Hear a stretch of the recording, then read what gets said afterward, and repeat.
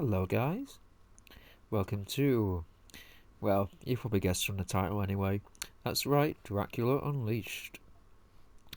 But this is the DVD version, which, believe me, is absolutely superior, and I do mean superior. It's just amazingly superior. I've not finished it on this, but it's just amazing. Yeah, this is going to be a full playthrough, like the Sega CD one was. But I'm going to play through. The other one's cancelled because of the crappy quality and all that jazz, but this one won't have crappy quality. This will be immaculate quality. So let's go ahead and get started.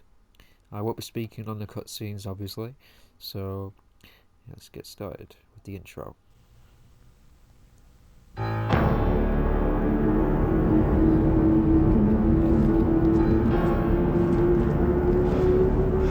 I wish you were here now, Quincy. You were always there for me when I needed you. Even now, it's your friends who've made me strong enough to carry out what I must do. First it was Father Janos who started me on this agonizing task. Now with the aid of your old allies, it looks like we'll end this horrible scourge. So much has happened these past few days. Mr. Alexander Morris. Thank you. Alexander. Arthur, I can't tell you how much I appreciate your kindness while I've been in your city. And now for you to sponsor me in London's most prestigious club. Nonsense. Your brother and I were extremely close. Here, let me introduce you to some of the other members of the Hades Club. Devlin. Alexander, I'd like you to meet Devlin Goldacre.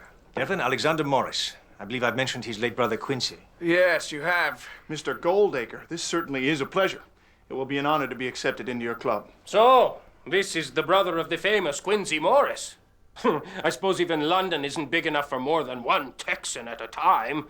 What brings you here? Well, it's an unusual story, really. I received a letter from a Romanian priest telling me I should investigate the circumstances surrounding my brother's stabbing. Ah, your Romanian priest couldn't have directed you to a more peculiar city. And now, with the murders in the newspapers... Oh, do shut up, Leopold. Never mind our Czechoslovakian drunk and his ramblings. So, how long have you been in our fair city? Well, a number of months, actually. I got a bit sidetracked from my investigation when I met Anisette.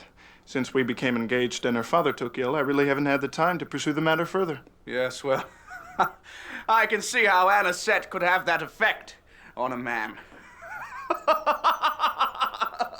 Excuse me, sirs. I have a message from Mr. Morris. For me? Thank you. Good Lord. It's a note from Mr. Bowen's doctor. Mr. Bowen has just suffered a fatal heart attack. I have sedated Miss Bowen and would appreciate your presence tomorrow morning. I'm terribly sorry. Perhaps I should go home. I could do with some rest as well. Pardon me. Death is such a dreadful business. I have to say, the acting is stupendous on this. It's just amazing. Anisette? Oh, Alexander. Anisette, you must let him go. Andrew is gone. I know, but it's so hard. I miss him so. Let me call the doctor to remove his body. The sooner he's in the ground, the sooner his soul can rest. You think that death can take her from me? Oh, Daddy. Anisette! No!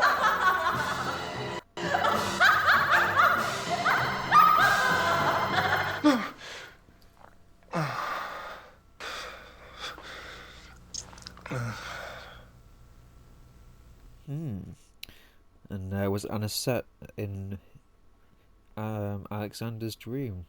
Wonder what it all could mean. I said the acting's amazing, but I think it's good compared to a lot of FMV games, which are usually, bloody awful. I'd like to go to 10 Campden Hill, Nottingham.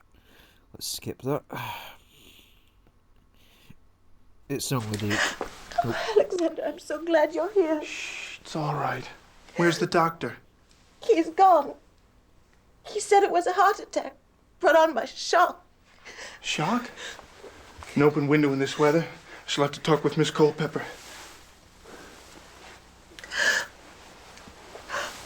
Oh, Alexander, I'm so tired. Why do things have to go away?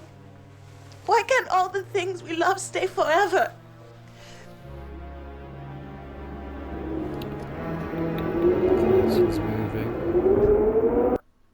very creepy cutscene. She'll come into the story much later, but if you've already watched my other Let's Play of this on the Sega CD... Please take me to 21 Scarsdale. If you've seen my Sega CD version of this, then you know who she is. Morris, isn't it? Mr. Goldacre. Indulge my curiosity. Why has Arthur sponsored you into our distinguished club? What in the world makes you think you belong? A gift, really, because of his friendship with my brother. Do you know how old this club is? Arthur tells me that it dates to the turn of the century. He's wrong. It's far older than that. Typical of you Americans. You can't think any farther back than your own whelp history. Age is no indication of virtue. Take your immortal institution here. What does Hades Club mean, anyway? It's rather obvious. Abandon all hope, ye who enter. We're in hell, my boy. Interesting piece of dialogue. I've always found him really creepy. Always very, very creepy. Let's go visit Mr. Homewood. I'd like to go to 19 St. August. Arthur Homewood is a very nice guy. I really like him. Arthur is busy just now. I'm sure he'll be with you in a moment. Yes, he was my carriage driver. I had sent him to deliver this package and was beginning to wonder about his late return. Well, where was this package bound, sir? To the residence of Mr. Jonathan Harker. Let's 56, Rochester, Marble Arch. It was a gift for his son, young Quincy. Well, thank you so much, sir. Well, I suppose this belongs to you, then. We found it by the body. Decapitation is a most horrible crime. Strange. There's no accounting for the blood loss.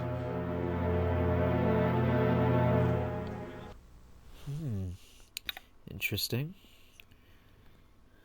So, Homewood's driver has been brutally murdered, from the sounds of it anyway. Oops. Sorry. Pressed the wrong button now. Okay, we need to go visit Mr. Harker. Let's go visit him. 56 Rochester in Marble Arch. Anybody who's read Bram Stoker's Dracula or seen the film, at least, will know who Jonathan Harker is. He is the chap who was part of the group that eventually killed Dracula. Those are beautiful flowers, Mrs. Harker. Why, thank you, Mr. Morris. Well, I do love roses. They remind me of someone I once knew. Fragile, beautiful, and dangerous. And how are you, Mr. Morris? Well, I'm fine, but I'm worried about my fiancée, Anisette. Her father, Andrew Bowen, just passed away. Oh, how terrible. I'm sorry to hear it. I knew Mr. Bowen from business affairs. Poor Anisette. Well, I should tell her you send your condolences. But I'm afraid that's not all. The Homewood's carriage man has been, well, murdered. He was on his way to deliver a present to little Quincy. He was found decapitated, his body drained of blood. Mina, have you looked in on Quincy? Not for a while, no. Perhaps you should. All right. I'm sorry, Mr. Morris, but I have some pressing matters which I must attend to. But I wanted to talk to you about... If you wish to talk business, then come to my office. So he's very reluctant, at first anyway, to tell us about Dracula, or about, basically to tell us anything really about the truth about what happened in Thingy. Please take me to 98 Rutherford. He's very reluctant to help us, basically, but that will change. That paper's not for the weak-hearted today, those who loses their heads easily. Right messy it is. That fella with his head cut off and all, his blood gone. Ugh. I needs a drink instead of Saucy Jack when this day's over. Saucy Jack? Haven't you heard of it, Gov? The best pub in the Strand. Me mouth is watering already for a mug of Rebecca's ale. Right, I'm going to cut it there, and I'll see you guys in the next video. Bye!